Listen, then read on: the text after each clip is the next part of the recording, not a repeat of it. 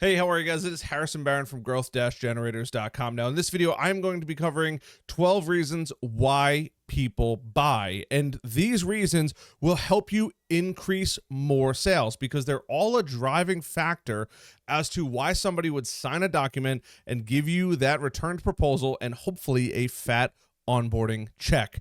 Now, before I get into all 12, and the last two are game changers of why you need to implement it and how to think about it so you'll close more business, I do have to cover two quick things. Number one, my masterclass is down below. And two, 63% of you guys are not subscribed to the channel yet. What are you doing? You guys will love it. I see all the comments you guys have been giving me. I really, really appreciate it. Do me a favor, hit that subscribe button. I really do. It means the world to me. It just really does. And also, there are a ton of links down below for helpful resources. So if you're not sure on what you need to do, there are links down there. Go check out those links. It will help you tremendously. So we have to figure out why people actually buy. And there's a very clear reason. And all 12 of these fall into four main categories, but it's really important you understand all 12 of them. People buy for pain in the present, right? My arm hurts now. Pain in the future, I drive a safe car, so if something does happen, I'm going to walk away okay. Pleasure in the present, it makes me feel good. And pleasure in the future, which is like a Disney vacation or some other trip that you might have planned. Those are typically the four reasons. All of these fall into those four reasons, but understanding all 12 of these is critically important because if you don't understand these, you're never going to end up selling correctly to people. Now, we know at this point, people buy from people they know, they like, and they trust. You have to have all three of these in order to succeed in any sales call. It literally does not matter. But once you have these, we have to figure out the 12 reasons why people actually end up buying. Number one, which is probably the most clear, need or problem solving. They have a need for it. You are in this sales meeting, you're having a conversation about your services because there's a abundant need for it, or you're going to solve a problem. Their server doesn't work. Their computers are giving them a hard time. There is too much downtime. They're going to get hacked. Whatever it is, they know that there is a need or a problem that needs to get addressed. Maybe their printer that's been giving them a hard time and making their hair fall out, they need that resolved, and you are the guiding light to come fix that. So that's number one. There's an immediate need or a problem that needs to be solved, and they will sign a contract. Now, hopefully that problem is big enough that they're signing a contract for 12 months, 24 months, 36 months, but it's still a signed proposal, and that's a win in many people's eyes, including my own. A signed proposal, even for 1 year, is much better than coming back with no signed proposals. Number two, which is probably the easiest way to play on a sale, which is going to be an emotional purchase.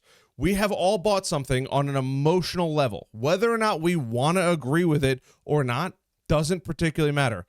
Buying based on emotion is the easiest way to have somebody sign a document. Here, I'm going to just use this envelope, but sign and send it back to you. That is the, oh my God, I want to protect my kids. I'm going to make sure I get a really safe car.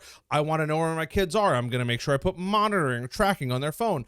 There is an emotional reason. Maybe it's that person wants to go to sleep on a Sunday night or Friday night, knowing that Monday morning, their system isn't going to be down.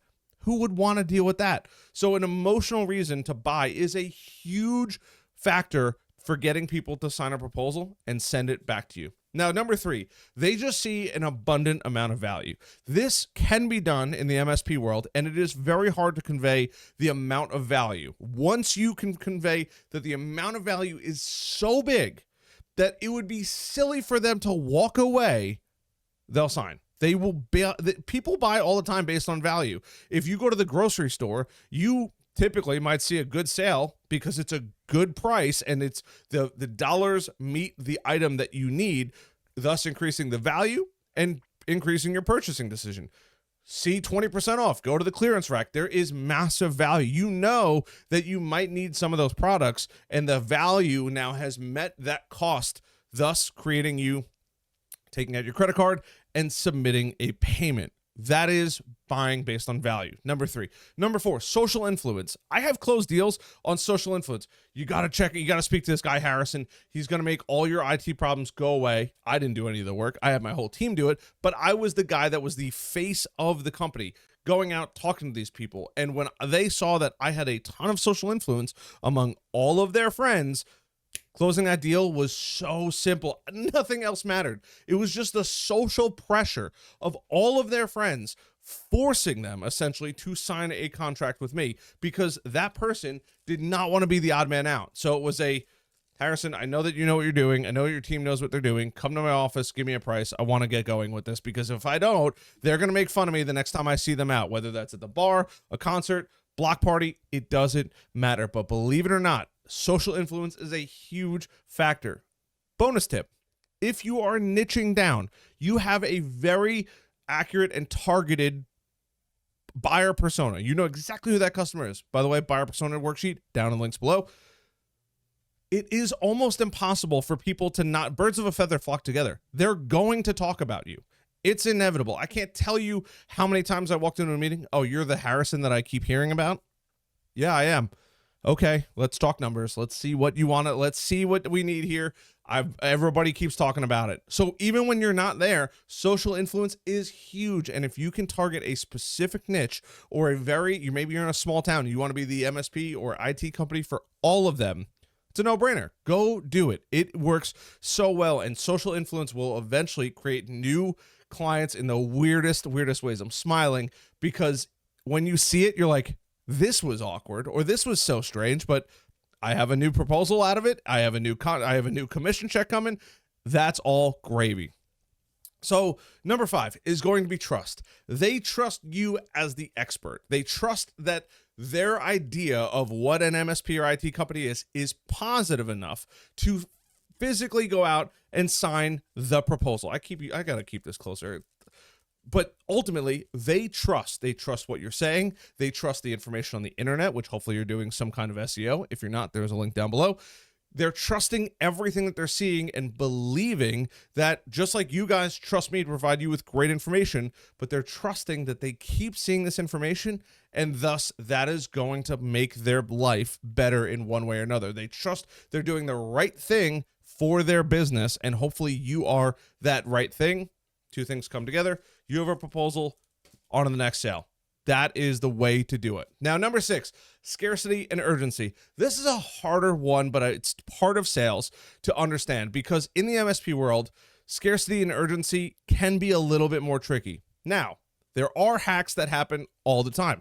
LastPass, SolarWinds, Equifax, I think it was, or one of the credit unions, they all get hacked. Everybody at this point, it's almost weird if you haven't gotten hacked. It's like everybody's doing it. Why not? I'm just kidding. You don't want to get hacked, but it happens, and nobody wants to deal with it. There is so much press coverage about how much money it costs. You have my $400,000 sale of the customers getting hacked. If you haven't seen that yet, go check out that video. But there is always that, what if you get hacked? What does it look like if you lose your whole computer system for a day, 2 days, a week? That just put massive dollar signs, and sometimes check or multiple checks in that number figure. That is huge. So while scarcity might be hard, urgency is really important. What happens today if you don't do anything? If you don't change anything? If you're curious to know what this looks like, go to a roofer. Get a quote on a roof. If your roof even might be leaking, what happens when what happens when the next storm comes through? What happens when it rains?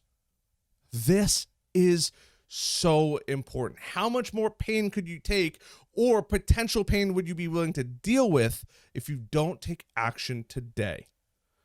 That's urgency. So scarcity might be a little bit harder, right? You might only be able to accept a couple new clients before you open up working with new clients again, but urgency is huge. They go hand in hand in a lot of cases, especially in the marketing and sales world.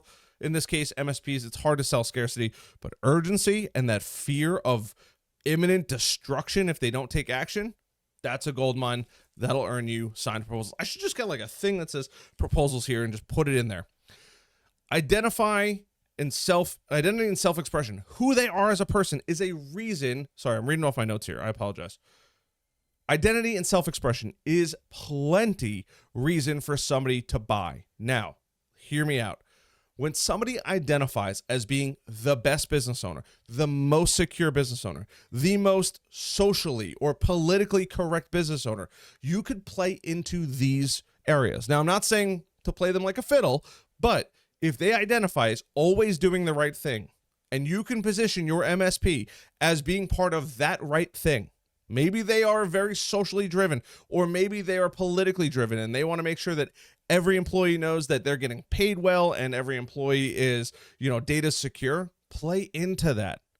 That's going to be huge for your business. Now, let me explain why. They identify as this figure that people need to either copy, they need to emulate, they need to do something. They want to be this figure that people know, like, and trust in their own social group.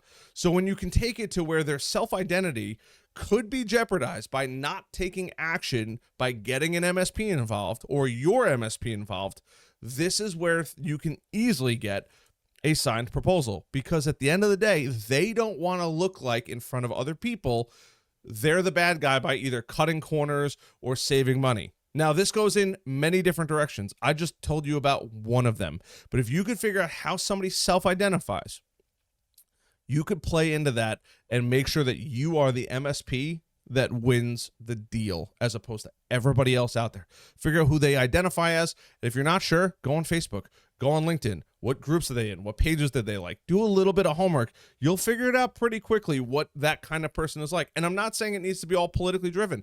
Could be a family man. Hey, you know what? Look, let's protect you and your family. The money that your business generates, let's protect that. Let's get you in as in our services, our MSP services. And let's start to think about different ways that we can mitigate risk so that way you can keep having pictures taken of you and your family on the beach and your finances and income is never at jeopardy. That's another whole different way somebody would self-identify or self-express who they are and what they're driven by to make a purchase decision. Convenience. People buy because it's convenient. Think of how many 7-Elevens, how many, maybe not Buc-ee's, depending on where you live, but fast food places, how many convenience stores there are in this world, how many businesses, how many restaurants there are. People will buy for convenience. If they know that your MSP services are going to make their life easier, it's a no-brainer to buy them. As long as those numbers that you have match the value that they think that they're getting, they will pay for convenience every single time. Hey, it's more convenient to have my employee or their employee call the MSP to fix the issue than it would be for that employee to come bother the business owner and take up their time and take up the business owner's time. You're now double dipping into two people's times, especially if neither one of them are technical. That time is just going to keep going up and that profit's going to keep going down. It's just a symbiotic relationship, I think is what the term I'm looking for. One goes up, one goes down. It is not good for anybody. So people will pay every single time for convenience. Next is curiosity. Now, this really doesn't work so much in the MSP world, but people are always asking the what if. What if this happens? What if that happens? There is an element of curiosity. Now, curiosity and scarcity, or curiosity and urgency, do go hand in hand, but sometimes they're curious. Maybe they might be self-sufficient, but maybe they'll sign a 1-year contract just to see what would happen to their company. Hey, you know what? Maybe I'm going to sign for 1 year. I'm probably going to spend that money anyway on technology. I might as well give it to XYZ company and see what actually happens. Reporting is going to be key if that person buys based on curiosity, because you have 12 months to figure out whether or not, hopefully 12 months at least, they are going to stick around or not and ditch you. Got to be careful with selling to curiosity, but sometimes people buy from it. Now, once again, all of these I'm gearing towards MSPs. However, they do work in all of sales. These are common sales techniques. Now, here's where we get into the nitty-gritty and the beef and the most important ones. Now, people don't buy out of habit from MSPs. It's an important one. It's number 10 on my list, but I do want to make sure that I bring it up because people do buy from habit. Habit's really important because business owners typically leave an industry and go start some other business, a lot of times in that space that they were already in. So habit does work, and if you're the first person to get into them, it may very well work well for you. Now, these last two are the best in my opinion. safety and risk adverse. You have to position your MSP as not only an MSP, but implementing some level of security.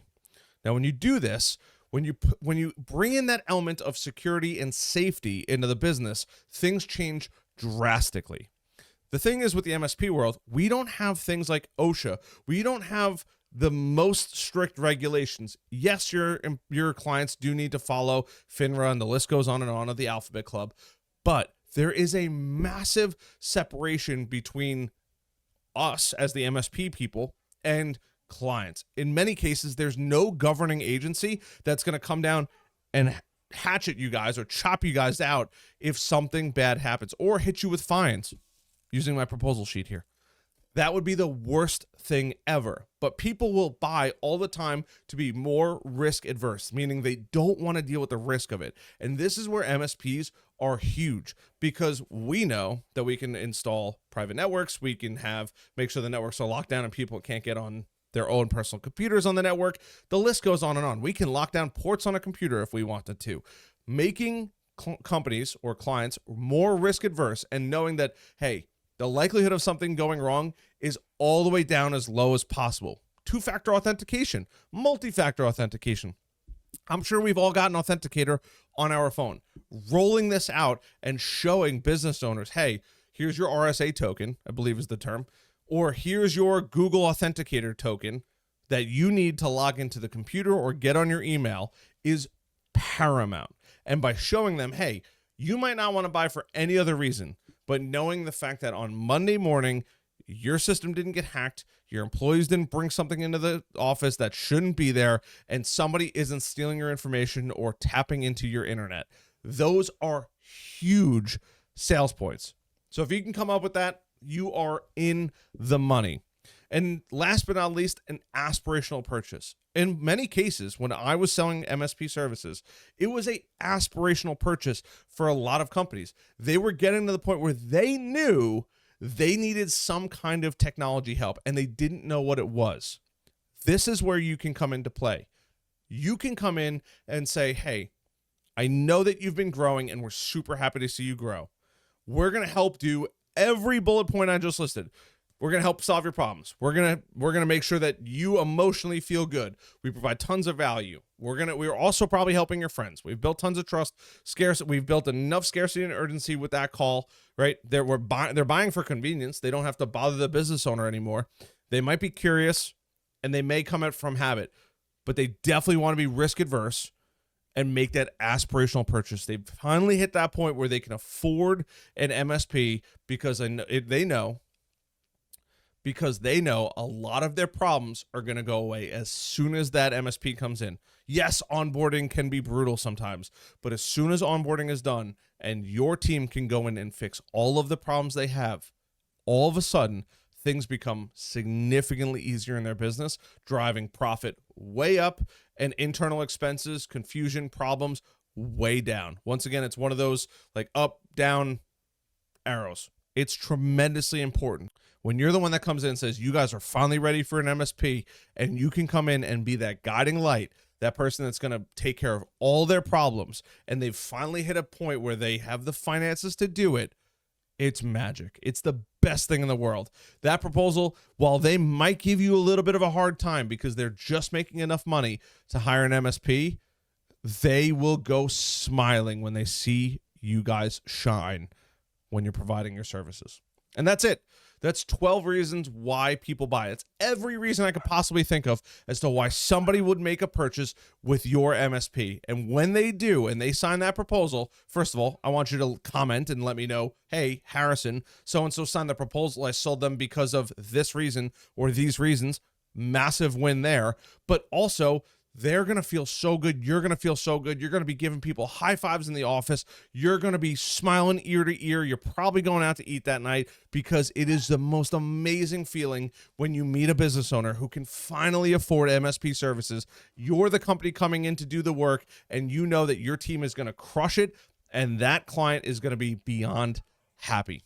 I hope you guys found some value in this. Once again, 60-something% of you, I think it's 63% of you guys, have not subscribed yet. If you've made it this far in the video, I hope that you have hit that like button, that subscribe button, and maybe even that notification bell if you're a little crazy like myself. Other than that, additional links are down below, such as my masterclass, some helpful videos, and if you want to interview with me, check it out. I'd love to see you guys. Other than that, I'll see you guys later. Bye.